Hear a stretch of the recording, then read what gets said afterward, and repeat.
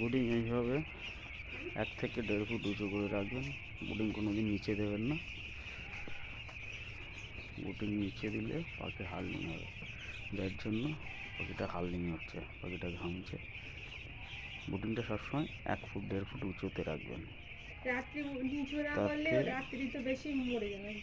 পাখি ভালো থাকবে, ওর ভেতরে গ্যাস বন্ধ হবে, অক্সিজেন লেভেলটা ভালো থাকবে, আর নাহলে পাখি হার্লিং হবে।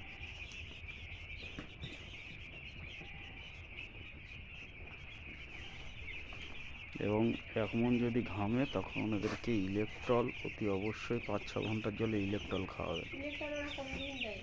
ইলেকট্রল না খাওয়ালে পাখি কিন্তু ঘামা বন্ধ হবে না।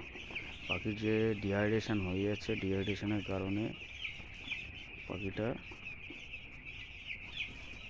হার্লিং হচ্ছে।